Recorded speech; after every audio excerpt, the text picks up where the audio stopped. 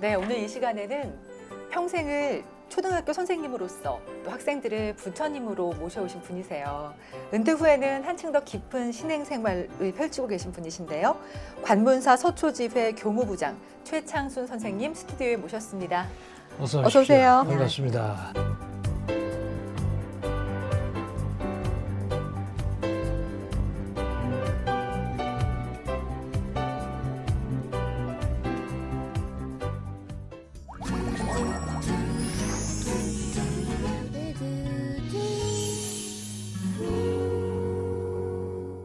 우리 시청자 여러분들하고 인사 말씀 한마디 나누시죠. 네, BBS 시청자 여러분 안녕하십니까? 네, 저는 서울 서초동 우면산에 자리 잡고 있는 대한불교 천태종의 관문사 신도 최창순입니다. 이렇게 만나 뵙게 돼서 반갑습니다. 네. 반갑게 인사해봤고요. 관문사 하면은 불자님들이 수행을 열심히 하기로 유명한 그런 관음기도 도량이에요. 네. 1년 내내 문이 열려 있다고 그래요? 네, 관문사는 그 대한불교 천태종 단양 소백산 구인사에 자리를 잡고 있는 것을 총본산으로 해서 저희는 서울에 있는 직할 사찰입니다. 그리고 천태종이라고 하는 종단은 그 상월원각 대조사님께서 천태종을 중창하셨고요.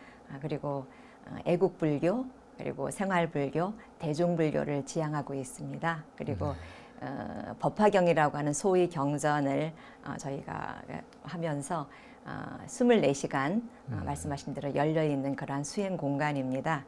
그래서 그 관문사는 1년 내내 24시간 사찰문을 열어놓고 수많은 그러한 그 신도들이 언제 어느 때나 와서 부처님 전에 와서 수행 정진할 수 있는 그런 열린 공간으로서 현대인들의 어떠한 그 마음의 안식처랄까 그런 구실을 하고 있는 그런 도량입니다.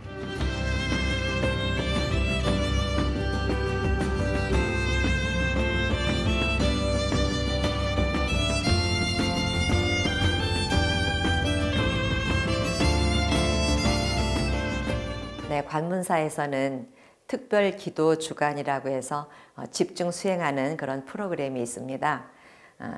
우선 그 제가 불자들도 스님들과 똑같이 여름철 한 달 동안 수행하는 한 달 하한거 기도가 있고요. 그리고 겨울철에 한 달 동안 집중 기도 수행하는 동안거 기간이 있습니다. 이 기간에는 천태종의 총본산인 구인사와 전국 천태종 말사의 모든 200만 불자들이 함께 같은 날 같은 시에 입제하고 또 같은 날 같은 시에 회향하는 그러한 집중 기도 수행 기간입니다. 그래서 그런 프로그램이 운영될 때에는 또 여유가 있으신 분들은 단기 출가를 하셔요. 그래서 구인사에 직접 들어가셔서 한 달 동안 하한거 기간, 동안거 기간 동안 집중 수행하는 한 달 그 입산 수도도 지금 진행되고 있습니다. 그래서 그렇게 지금 하한거와 동안거에 관련된 기도가 있고요. 그 다음에는 백만도 기도 주간이라고 있습니다. 그거는 이제 저희 천태종 중창조이신 상월원각 대우사님께서 관세음보살을 100만독을 추송하면 이루어지지 않는 일이 없다고 증명을 하셨습니다. 그래서 100일 동안 100만독 기도 정진을 하고 있는 그런 특별 프로그램이 있고요. 또 정초에는 법화관음 신중 기도라고 해서 1년에 모든 그 무사를 당부하는 기원하는 그러한 기도도 집중해서 수행하고 있습니다. 많은 불자님들께서 혼자 나와서 꾸준히 기도하시는 것도 매우 좋지만 이렇게 특별 기도 주간이 운영될 때 오셔서 다 함께 같은 장소에서 다 함께 관음 주송을 함께 하시면 더 큰 운을 받으실 수 있다는 그러한 말씀을 전해드리고 이렇게 고해를 건너는 많은 그 불자님들께서 오셔서 다 함께 부처님의 가피를 받으셨으면 좋겠습니다. 언제든지 누구나 아무 때나 누구나 네. 이렇게 기도드릴 수 있는 도량, 이 시대에 꼭 필요한 것 같습니다. 네. 실제로 수행하시는 분들이 많으시죠? 관문사 같은 경우는 이제 특별 기도 주간도 물론 정해져 있지만 보통 때는 기도 주간이 아닌 시간에도 평상시에도 굉장히 많은 그 신도님들이 나와서 수행 정진을 하고 있습니다.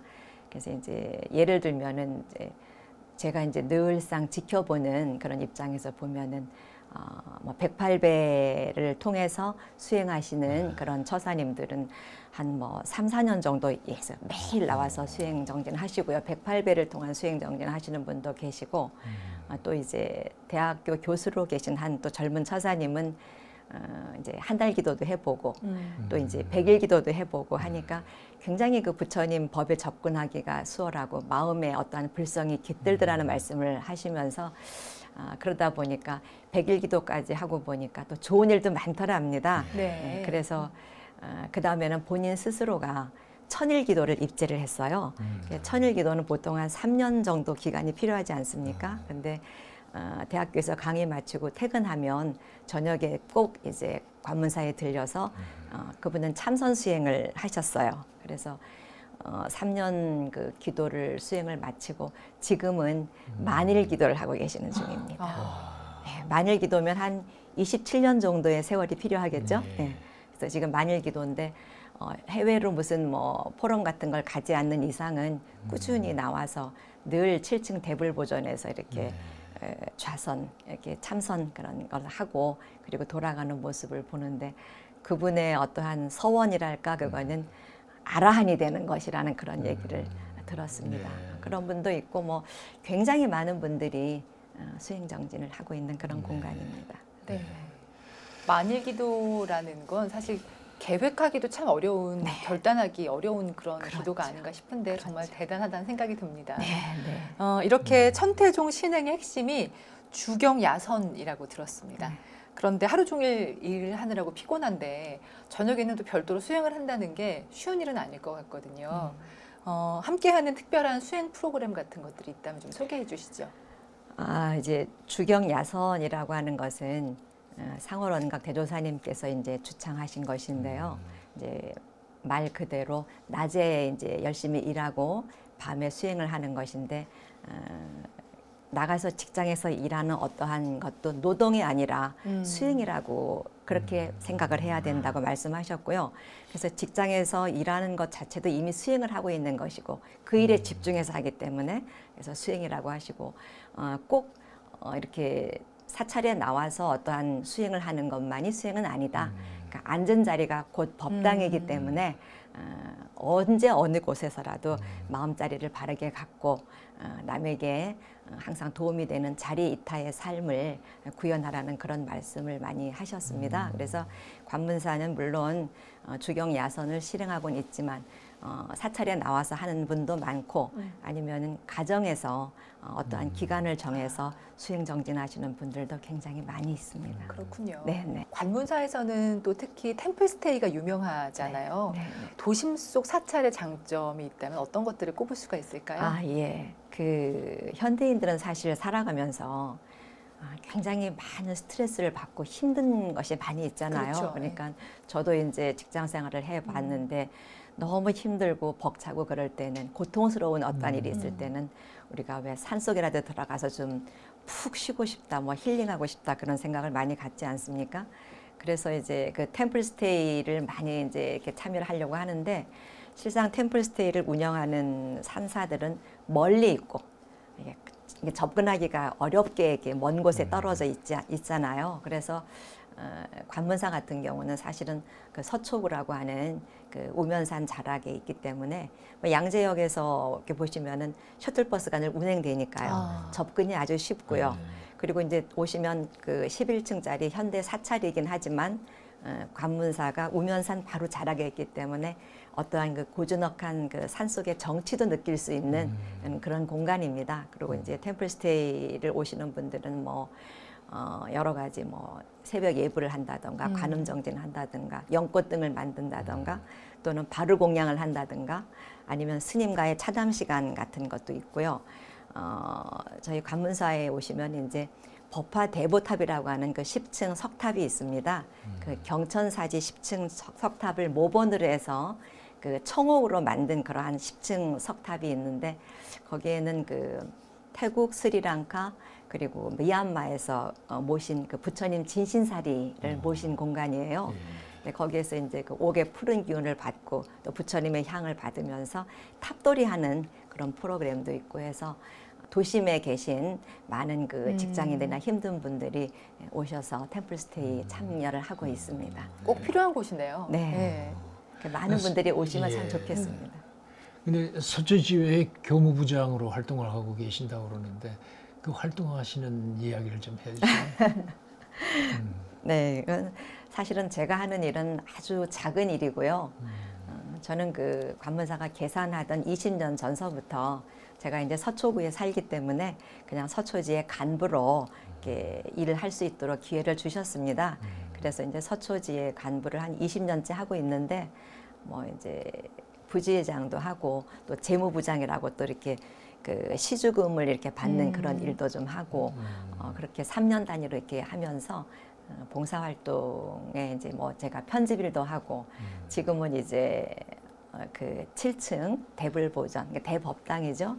거기서 이제 부처님께 미공양이나 향공양을 올리고 부처님 전을 말끔하게 청소하고 하는 그런 또 봉사를 하고 있습니다. 그러나 제가 하는 일은 아주 작은 일입니다.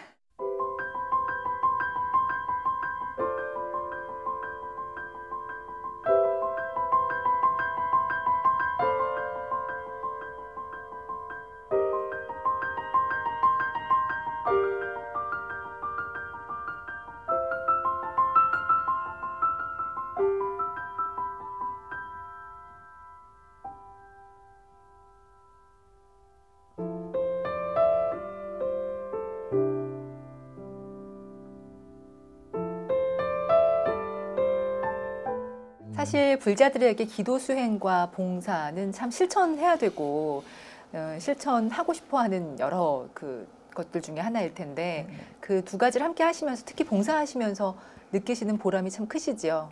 사실은 뭐 기도 수행이 봉사고 또 봉사 자체가 기도 수행입니다. 봉사하는 그 마음 자체가 수행이라고 하는 것은 사실은 행을 닦는 행위지 않습니까? 그래서 봉사라고 하는 것 자체가 남에게 대한 배려, 자리이타의 마음이죠. 자리이타라고 하는 것은 나에게도 이롭고 남에게도 이로운 그러한 삶을 이제 구가하는 것인데 사실은 기도 수행의 그 근본 목적도 어떤 면에서 제가 볼 때는 타인에 대한 배려입니다. 타인에 대한 배려가 우선되어야지만 내 수행이 되는 것인데 내 욕심만 가지고 무엇을 얻고자 하는 것은 제가 그동안 지켜본 바에 의하면은 부처님 가피가 별로 없더라고요. 네, 그래서 저는 봉사를 통해서 사실은 남에게 어떠한 그 이게 항상 그 절에서 하는 말씀 중에는 상구보리 하화 중생이라는 그런 말이 있어요. 위로는 부처님의 법과 진리를 구하고 아래로는 만중생을 구제한다는 그런 대서원을 가진 그런 말이거든요. 그래서 저는 봉사를 하는 그 기본은 상구보리 하화 중생하는 마음으로 또 자리이타의 그런 마음으로 그렇게 하루하루 복을 짓는다는 기분으로 이렇게 봉사를 하고 있는데 봉사를 할 수 있도록 어떻게 제가 그런 봉사할 수 있는 기회가 주어지는 것 자체가 어떤 면에서는 너무 감사한 부처님의 가피라고 생각합니다. 서초지회에 교무부장님이 이렇게 계시니까 그 지회가 굉장히 성스러운 곳인 것 같아요. 맞아요. 말씀하시는데 행복해 보였어요. 그렇죠? 네. 근데 지난해에는 아주 좋은 책도 내셨다고요. 간절하면 이루어진다. 네. 간절하면 이루어진다. 제목이 참 좋아요. 어떤 내용이에요? 이제 말씀 그대로 정말로 그 소시민들이 살아가면서 얼마나 어렵고 힘든 일이 많이 있습니까? 고통스러운 일도 있고 뭐 주로 자식이라든가 남편이라든가 또는 삶에 대한 여러 가지 힘든 그러한 것들이 인간 세상에 닥치지 않습니까? 이제 그런 것을 뛰어넘는 수행과 정진, 기도를 통해서 어떠한 그 부처님의 가피를 통해서 소구소원을 각자의 소구소원을 이룬 부처님의 가피에 대한 이야기입니다. 그래서 그 책은 관문사 계산 20주년 기념으로 책을 발간하게 됐고요. 현재 그 천태종단의 총무부장이시고 지금 관문사에 주지로 계시는 이월장 스님께서 적극적으로 후원을 해주셔서 책을 발간해서 한 10,000권 정도 일단 책을 발간해서 법공양을 했고요. 그리고 지금은 이제 그 큰 대형 서점이라든가 인터넷 서점 또는 각 지역의 말사에서 책이 판매되고 있습니다. 네. 그 책이 탄생하기까지 20년의 세월이 걸렸다고 얘기 들었어요. 네. 관문사의 법보인 관문. 그러니까 편집위원으로 20년 넘게 불자들의 이야기를 직접 취재하고 또 글 쓰시고 하신 거잖아요. 네네. 근데 그 안에 어떤 내용이 담겨 있을까도 진짜 궁금해져요. 초창기에는 이제 관문사의 관문 법보는 처음에는 이제 간단한 홍보지 역할 정도밖에 하지를 못했어요. 근데 이제 우연한 기회에 제가 이제 교직에 있으니까 이제 그 법보 편집을 좀 맡기는 그러한 일을 주셔서 처음에는 그냥 이제 뭐 교정 정도 보고 홍보 정도 하다가 보니까 그 많은 신도님들을 이제 알게 됐죠. 그랬는데 그 중에서 이제 화주를 하시는, 화주라고 하는 것은 이제 그 시주 불사를 권선하시는 그런 분을 말씀하는 건데, 그 화주 중에 한 분이 내가 부처님의 가피로 말기 자궁암이 나아서 내가 다시 이 일을 할 수 있다고 한번 말씀하시는 걸 제가 들었어요. 네. 이제 제가 그 당시만 해도 40대 초반의 나이니까, 그리고 사실 그 당시에는 뭐 무늬만 불자이지 그렇게 깊은 신심이 없던 그런 상황이었기 때문에, 근데 뭐 그런 말씀을 들어서 제가 한번 말씀을 좀 들어보고자 해서 한번 갔더니 그분이 말기암 환자, 자궁암 말기암 환자였는데 병원에서 더 이상 치료를 못하니까 이제 퇴원을 하라고 해서 죽음을 기다리는 입장에서 이분이 이제 소문을 들으신 거예요. 그래서 한 가지 소원은 꼭 이루어진다라고 이제 소문이 난 그 구인사, 단양 소백산에 있는 구인사에 4박 5일 기도를 가셨답니다. 근데 이제 죽음이 앞에 있으니까 얼마나 절박한 심정으로 그렇죠. 기도를 하셨겠습니까? 그러니까 이제 기도 중에 이분이 울면서 불면서 매달렸는데 기도 중에 몽중가피를 받으신 거예요.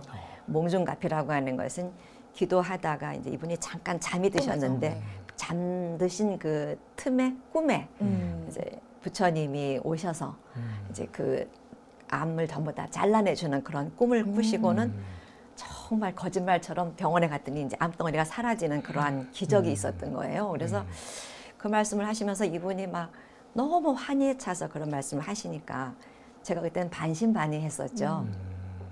그래서 저게 사실일까 싶어서 지켜보고 또 아드님과 그분의 그 며느리의 얘기를 들어보니까 정확한 사실인 거예요. 네. 다 이제 뭐 이렇게 막 이렇게 장례 준비도 하고 그랬다는 얘기를 제가 들어서, 근데 이제 정말 이제 다시 재생하셔서 화주일도 보시고 그러시는 거예요. 아, 그래서 그때부터 이제 제가 그분의 이야기를 좀 글로 쓰면서 그 좀 문학적으로 좀 다듬어 가지고 법보에 실었더니 굉장히 호응이 좋은 거예요. 그래서 그때부터 이제 그 글을 쓰다 보니까 한 20년 지금 됐고요. 한 200여 편 정도의 원고, 그러니까 200여 분 정도의 그런 불자님들을 만나서 그런 원고를 가지고 있고, 그걸 지금 책으로 만든 겁니다. 일부를 덜어서. 대단하시네요. 예, 네. 그동안 그 많은 분들을 만나셔서 여러 이야기를 들으시고 그랬는데 그 한마디 한마디 정리하는 것도 굉장히 힘이 드실 거예요. 그 인생 얘기를 정리해서 그렇게 하는 거에 힘이 드셨을 텐데 어떻게 그걸 다 하셨어요? 예, 돌이켜보면 참 긴 세월이었다는 생각이 듭니다. 왜냐하면 40대 중반에 제가 그 글을 쓰기 시작했는데 제가 60대 중반이 됐으니까 굉장히 긴 세월이었는데, 그렇죠. 사실은 참 세월이 무상한 것이 그렇게 긴 세월이 갔다는 걸 의식을 못하고 살았습니다. 네. 근데 어느 날 이제 보니까 그렇게 긴 세월이 갔고 그렇게 많은 인터뷰를 한 것이에요. 그래서 이제 하는데 보통은 제가 이제 인터뷰를 하기 위해서 절에 나와서 많은 분들을 눈여겨보지요. 이제 뭐 기도를 열심히 하시는 분, 뭐 봉사를 잘하시는 분, 너무 이게 그 수행 자세가 바르신 분, 또는 이제 항상 어떤 그 귀감이 되는 그런 보살님들이 계세요. 그러면 이제 제가 그분들을 눈여겨서 이제 촉을 늘 세우고 있다가 또는 이제 뭐 어느 댁에 뭐 좋은 일이 있었다는 그런 얘기를 들으면은 제가 그분한테 가서 인터뷰 신청을 했고요. 그리고 이제 인터뷰를 하는 동안은 제가 이제 노트북을 가져가서 말씀하신 걸 다 받아치죠. 이제 말씀하시라 그러고서는 그럼 이제 그분도 이제 뭐 이 얘기 저 얘기 들쑥날쑥 하시죠. 그러면 이제 제가 다 받아 써가지고 그거를 집에 가지고 와서 다시 이제 문장을 다듬죠. 그분이 말씀하신 어떠한 뼈대가 손상이 가지 않게 이제 그 뼈대를 세우고 거기다가 이제 살을 붙이고 무늬를 입히고 날줄과 시줄로 잘 엮어서 그래서 이제 그래도 법보에 나가는 거니까 좀 이렇게 완성된 문장으로 잘 나가야 되기 때문에 글을 많이 다듬습니다. 다듬고 해서 그렇게 해서 법보에 올렸고 그러다 보니까 최고의 인기 있는 그런 코너가 됐고 또 그런 이야기를 또 많은 불자들이 모여서 막 이렇게 얘기가 되니까 그 관문사나 구인사는 한 가지 소원은 꼭 이루어지는 도량이다 막 이렇게 소문이 나서 포교에도 큰 그런 도움이 됐습니다. 이 정성을 들여서 이렇게 다듬으시니까 좋은 책이 됐죠. 맞아요. 정성이 하늘을 닿을 수밖에 없다는 생각을 말씀드리면서 하게 됩니다. 그런데 사실 200여 분의 이야기를 취재하고 담으면서 함께 울고 웃고 하셨을 것 같아요. 기억에 남는 분이 혹시 있으세요? 200여 분의 이야기는 다 소중하고 다 보석이죠. 그 속에는 뭐 어느 인생 하나도 무시할 수 없는 다 소중한 그분들의 인생 이야기가 담겨져 있고요. 저로서는 한 편 한 편, 한 분 한 분이 다 소중한 보석이라는 생각을 하고 있습니다. 그 중에서도 이제 뭐 보면은 알겠지만 자식을 잃어서 가장 가슴에 이렇게 담고 있는 그러한 노부살님들의 어떠한 그 얘기, 자식들의 극락왕생을 위해서 기도하는 그 눈물로 쏟는 그런 노부살님들의 이야기도 많이 있었고요.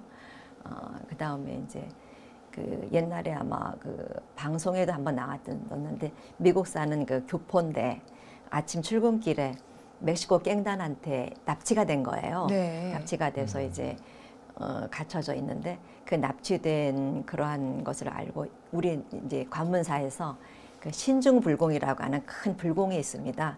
그 불공을 올리면서 나중에 얘기를 들어보니까 그분이 이렇게 쇠사슬로 묶여져 있고 검은 봉지 쓰고 있다가서는 갑자기 이제 힘이 막 솟구쳐가지고 그러니까 이런 것은 보이지 않는 세계에 대한 이야기니까 경우에 따라서 신심이라든가 어떠한 그 불심이 없으면 황당하게 얘기 들릴 그렇죠. 수도 그럴 있는 수 부분들이 있어요.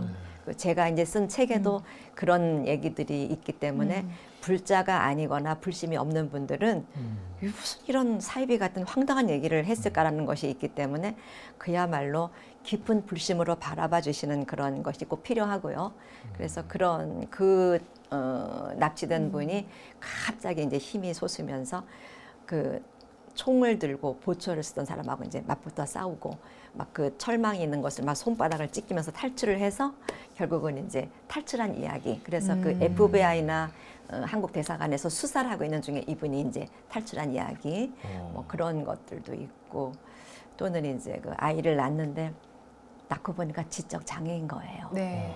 그러니까 그 지적 장애인 아들을 키운 그 엄마의 그 한에 대한 이야기. 결국 이제 그 보살님은 그 지적 장애 아들에 대한 마음이 전생에 업장에서 온 것이구나. 내가 이 인연을 소중하게 받아서 내가 이 아이를 잘 풀어야 되겠다는 그런 생각을 하고 그 아이의 그 팔과 다리가 되어주는 그러한 정말 한 송이 연꽃 같은 그런 보살님들의 이야기도 있고 해서 아마 저 책을 좀 보시면 매우 감동적인 얘기들이 많이 있을 겁니다. 한 분 한 분 다 잊을 수 없는 분들이실 것 같아요. 네. 그러니까 간절하면 이루어질 만큼 그 아주 소중한 이야기인데 40여 분의 이야기를 실으셨다고요? 네. 그 중에 한 구절 이렇게 소중한 그 한 구절을 읽어주실 수 있겠어요? 요 책이고요. 네. 요거는 이제 뒤에 제가 이제 편 저자로 이렇게 네. 되어 있습니다.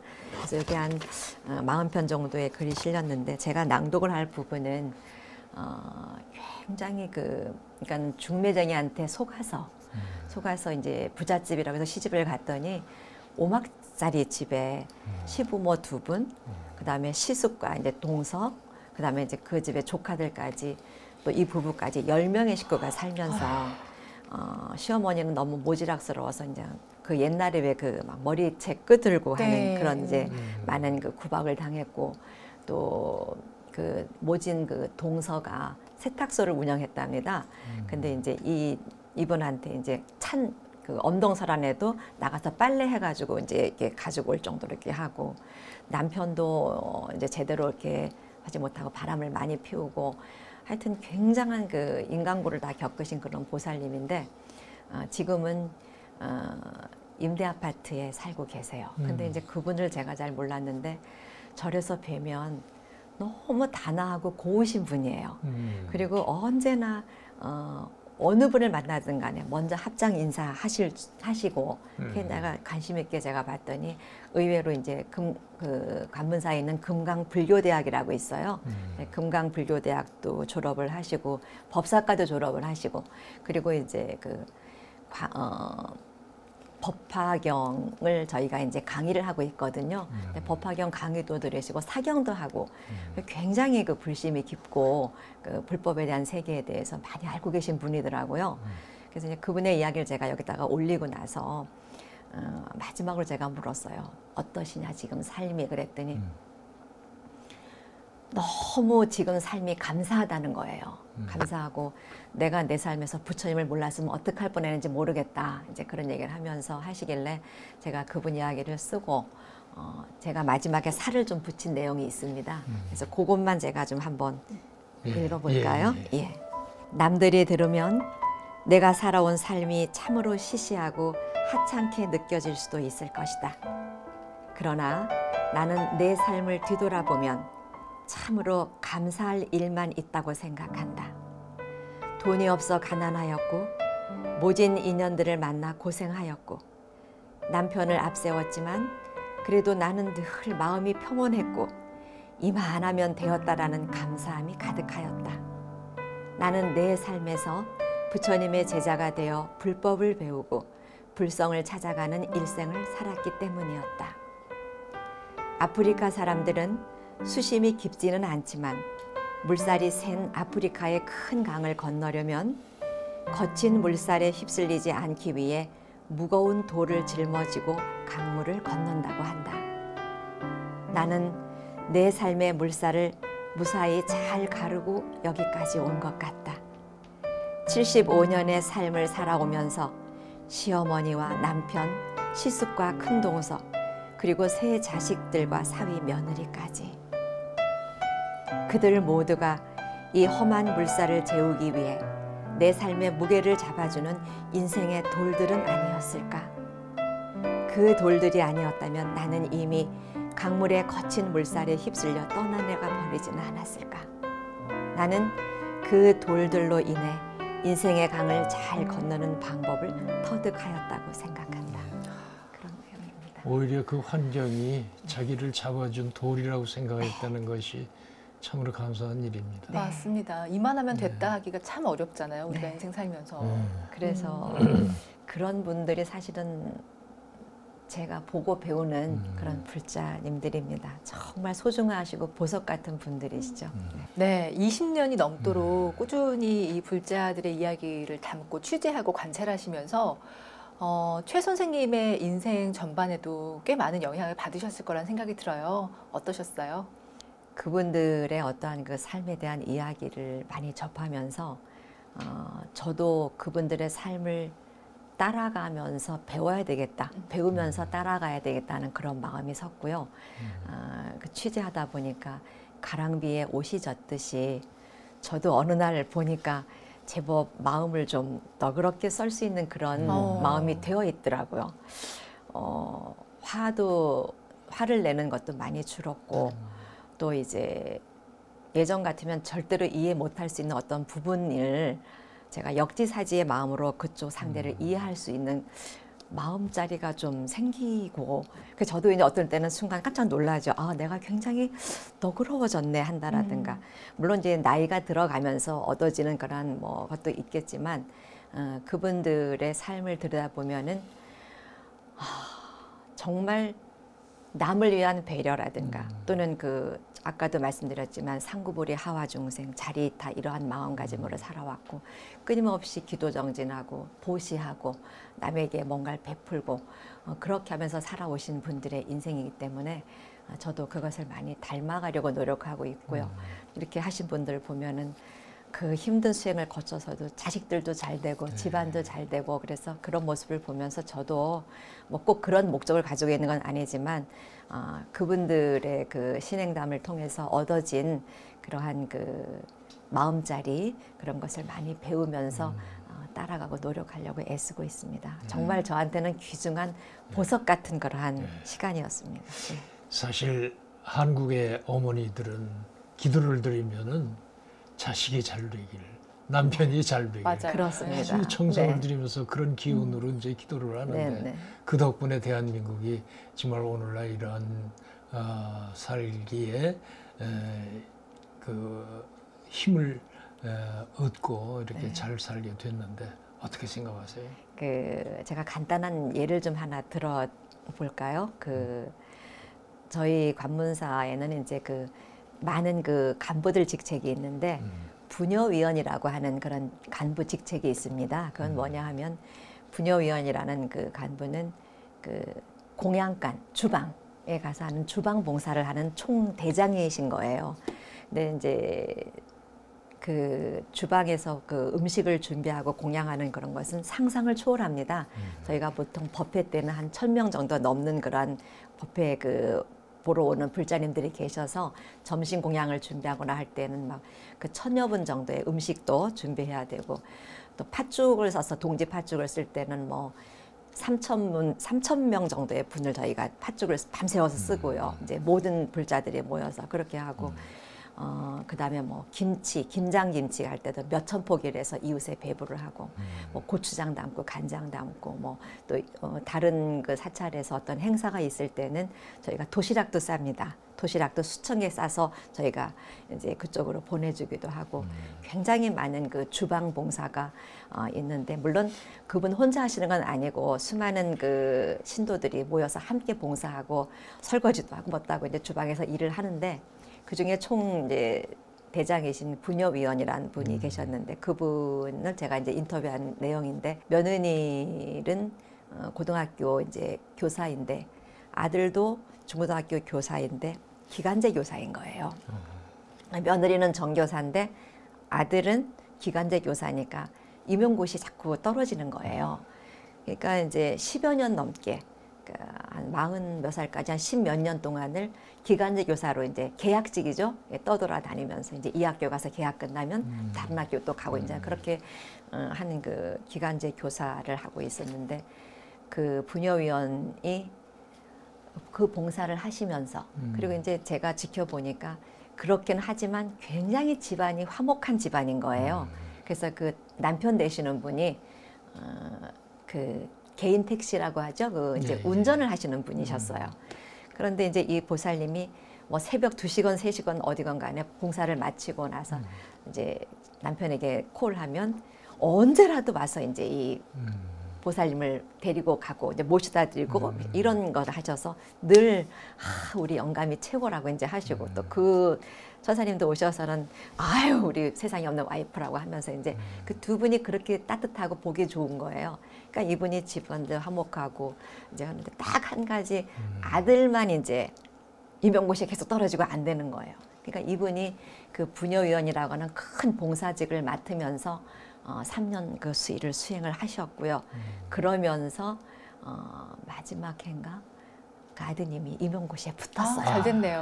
네. 그래서 아주 굉장히 모두들 축하하고 기뻤고 그렇게 했는데 제가 이제 말씀드리는 것은 그런 어떤 것을 이뤘다기보다는 가정에서 부부가 화합하고 그러면서 자식이 화합하고 하면서 건강하고 화목한 가정이 되면 결국은 우리 사회도 건강하고 따뜻한 그런 사회가 될 것이고 그 힘이 우리나라 대한민국을 바치는 대한민국을 번영하게 하는 든든한 힘이 될 것이고 대한민국이 따뜻하고 화목해지면 전 세계가 그렇게 불법의 세계로 따뜻하고 화목해지지 않을까 하는 그런 생각을 해서 정말 가와만사성을 이루는 근간이 대한민국을 번영하게 하는 그러한 버팀목이 아닐까 이렇게 생각을 합니다. 맞는 말씀입니다. 네, 맞습니다. 오랜 세월 교직에 계셨어요. 네. 우리 잠시 전에도 교직 얘기했었는데 네. 교직에 계시면서도 꾸준히 신행 생활을 해오신 거죠? 근데 이제 그때는 제가 승진 준비를 하고 있고 엄청 바빴기 때문에 그렇게 많이 와서 매진하지는 못했고요. 네.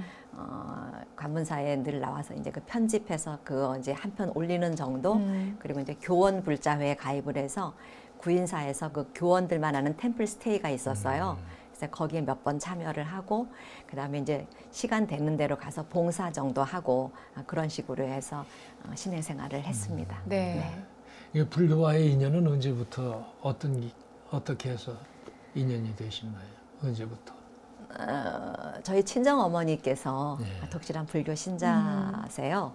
그래서 그래도 제가 별로 절에를 안 갔었는데 결혼을 해서 이제 남편과 자식이 생기고 보니까 갈 일이 많더라고요. 네, 그러다 보니까 사실 이 기도 수행을 하거나 뭐 이렇게 종교를 갖는 것은 등 따숩고 배부르면 잘 안 하게 잘 안 되죠. 오게 되죠. 맞아요. 네. 예. 근데 이제 다 이게 인간이 다 살아가는 이 삶이 다 고해라고 하지 않습니까? 중생의 삶이 고해라고 하다 보니까 늘상 좋은 일만 생기진 않죠. 정말로 예상치 못한 일이 닥치기도 하고 어려움이 오기도 하고 하다 보니까 부처님 전에 가서 좀 복을 좀 쌓아야 되겠다. 그런 마음이 들어서 그때서부터 이제 절에 열심히 나오게 됐고 또 나와서 하다 보니까 봉사할 수 있는 그런 것도 되고 또 이제 부처님의 가피로 이렇게 글도 쓰게 되고 그렇게 인연을 맺게 됐습니다. 네. 저희 프로그램 이름이 선물이에요. 네. 그래서 저희가 초대 손님께 인생에서 기억에 남는 가장 큰 선물이 무엇인가요? 라는 질문을 드리거든요. 선생님께서는 이 질문을 드린다면 어떤 거라고 말씀해 주고 싶으세요? 제 인생의 가장 큰 선물은 여기 나오신 인터뷰한 불자님들이죠. 네. 이분들을 통해서 제 삶에서 너무 많은 에너지를 얻었고 너무 많은 참회를 했고 네. 또 그분들이 간 길을 제가 따라가면서 그분들의 그 삶에서 배운 어떤 것을 저도 수행을 통해서 실행을 하려고 하는 그런 것을 제가 많이 가지고 있고요. 제 인생에서 가장 큰 선물은 정말로 저하고 인터뷰를 나눠주셨던 200여 분의 인터뷰 불자님들이십니다.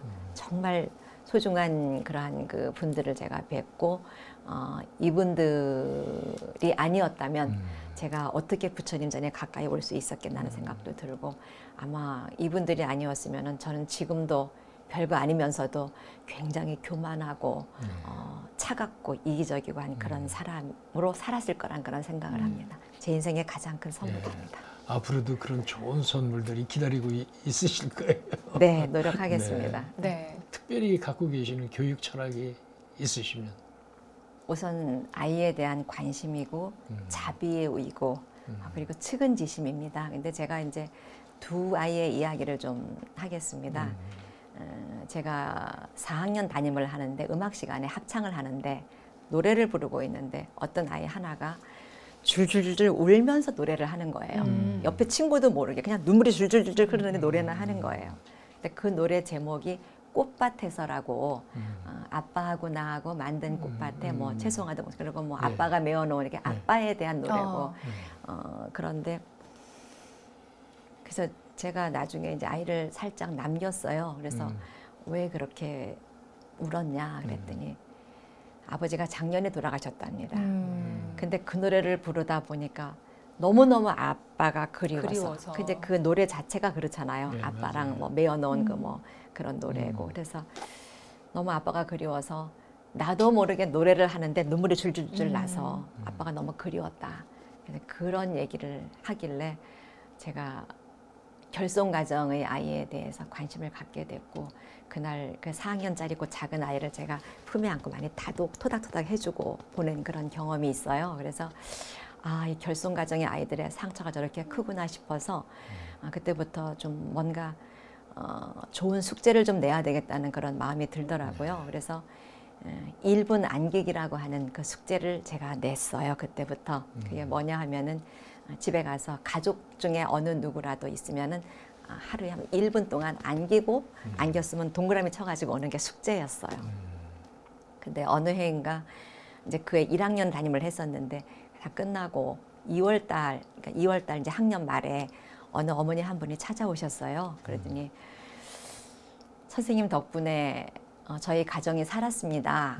그러면서 울먹울먹 하시는 거예요. 그래서 무슨 사연이냐 그랬더니 그 저희 반에 있는 1학년 아이의 엄마였는데 이분이 결혼을 했는데 그 왜 젊어서 혼자 된 그 홀어머니의 외아들이 있는 남편한테 시집을 갔답니다.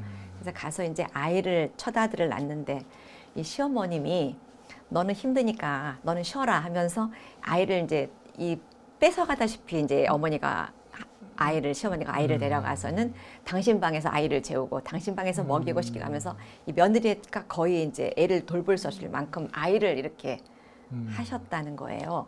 근데 이제 퇴근하고 돌아온 남편도 이제 어머니 방에 들어가서 아이를 가지고 이제 보듬고, 그러니까 이제 완전히 그 며느리의 자리를 잃는 그런 어려운 형편에 닿으니까 이분이 이혼을 생각하고 있었답니다. 그런데 이제 그 아이가 자라서 1학년에 입학을 해서 이제 저희 반이 됐는데 하루는 아이가 오더니 숙제해야 되겠다 그러더래요. 뭐냐 그랬더니 1분 안기기다. 그러니까 이제 이 엄마는 시어머니가 믿고 남편이 미우니까 아이한테도 정이 없었답니다. 옆에 오지를 못하게, 옆에 가지를 못하게 했으니까 정이 없어서. 그래서 1분 안기기 할머니랑 해라 그랬더니 그 아이가 아니 이건 엄마랑 해야 되는 숙제다. 엄마랑 안 해야 된다.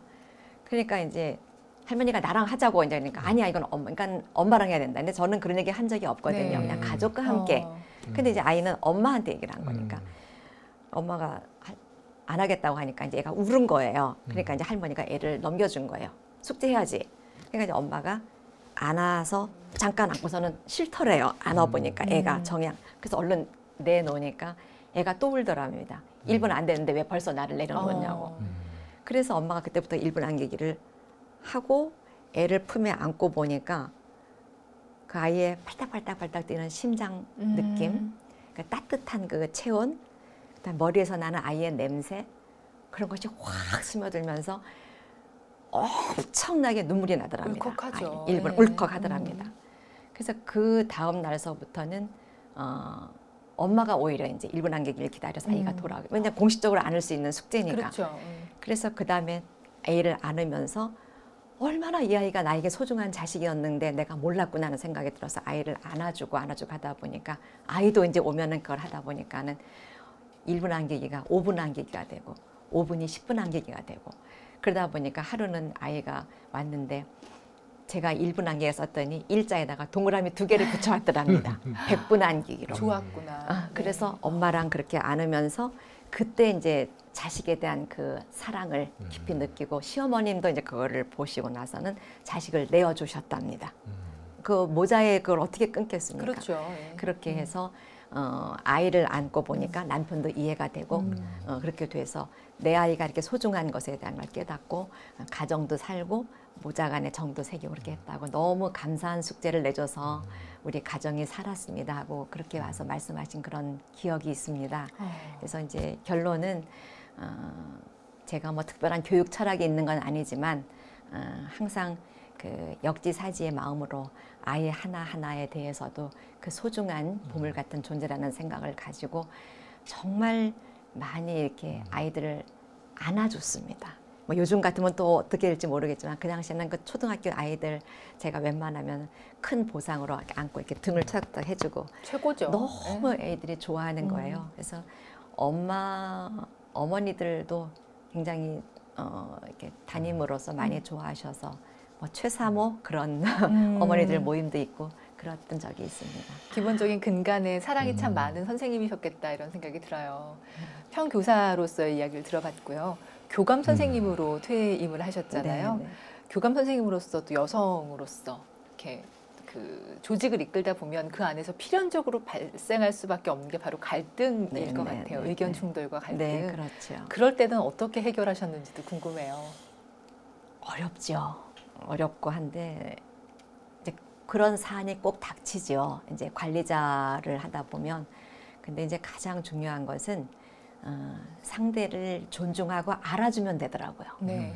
상대를 존중하고 알아주고 역지사지의 마음으로 그런 일을 할 수밖에 없었던 상황에 대해서 제가 이해를 하면 되고 그리고 가장 중요한 것은 제가 많이 하심을 하게 됐습니다. 하심이라고 하는 것은 마음을 내려놓는다는 뜻인데 가급적이면 겸손하려고 노력을 했고 그리고 뭐 학부모들이 또 오셨거나 또는 교사들도 마찬가지고 가급적이면 이제 많이 경청해서 그 사람들의 이야기를 경청해주고 또 그 얘기에 대해서 반영을 하고 해서 레포가 형성이 되면 결국은 좋은 인간관계가 유지가 되더라고요. 그래서 크게 어려움 없이 그리고 저 같은 경우는 이제 승진의 대열에 늦게 들어갔기 때문에 굉장히 나이 지긋한 교감이었기 때문에 많은 교사들을 포용하고 이렇게 언니처럼 맏언니처럼 그렇게 잘 지내고 또 학부모들도 오면은 뭐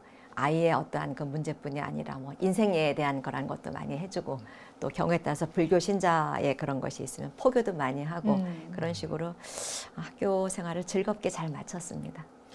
혹시 이렇게 늘 살면서 마음에 품고 계신 부처님의 가르침이나 선사들의 가르침 같은 게 있으신가요? 네. 저희는 이제 구인사를 자주 갑니다. 총본산이기 때문에 천태종의 네. 총본산이어서 행사도 많이 가고 하는데 늘상 가서 보면은 붙어 있는 그 문구가 있습니다. 상호롱학 대우사님께서 하신 말씀인데 이 세상에 내 것이 어디 있나 다만 사용하다가 버리고 갈 뿐이다. 늘 붙어 있습니다. 그래서 참 평범한 말씀 같긴 하지만 그걸 깊이 이렇게 들여다보면 사실은 이 세상에 내 것은 하나도 없지 않습니까? 내 자식, 내 남편, 내 재산, 심지어 제 몸뚱이까지도요. 그래서 삶의 어떠한 집착, 애욕 이런 것을 버리고 사실은 바른 마음으로 수행정진하라는 그런 말씀으로 제가 새겨 듣고 실제로 얼마 전에 정말 안타까웠던 일이 제가 알고 있는 어떤 분이 한 10번 정도를 중환자실에 실려가신 분이 계셨어요. 근데 그분이 하신 말씀이 기억납니다. 나는 절대로 못 죽어. 내가 가진 재산이 얼만데. 난 이걸 두고 못 죽어. 그래서 10번을 살아나셨었어요. 결국은 돌아가셨습니다. 네. 가셨습니다. 그 어마어마한 재산을 두고. 그래서 이 세상에 내 것이 어디 있나. 단지 사용하다가 버리고 갈 뿐이다라는 그 말 속에 들어있는 깊은 의미를 많이 생각하면서 그보다 부처님의 법을 따라서 살아가는 하루하루 선업을 짓고 복을 잡고 작복을 하고 선업을 짓고 작복하는 그러한 삶에 많은 가치를 두고 살아야 되겠다는 그런 생각을 합니다. 귀중한 말씀입니다. 네. 네. 끝으로 시청자 여러분들께 한 말씀 부탁드립니다. 네. BBS 시청자 여러분, 두서없는 제 말씀을 이렇게 끝까지 시청해 주셔서 대단히 감사합니다. 변함없는 신심으로 부처님의 세계에서 모두 구경성불 이고등락하시기를 발언하겠습니다. 네, 성불하십시오. 네, 고맙습니다. 감사합니다. 네, 오늘 이 시간에는 은퇴 후 신행 활동을 통해서 제2의 인생을 읽어가고 계신 관문사 서초지회 교무부장 최창순 선생님과 함께했습니다. 간절하면 이루어진다라는 책도 함께 우리가 만나봤습니다. 우리도 간절한 마음으로 정진하는 기도를 드려보는 것이 어떨까요? 네, 오늘 이 시간에도 함께해 주신 여러분 대단히 감사드리고요. 저희는 다음 이 시간에 다시 찾아뵙겠습니다. 여러분 행복하세요.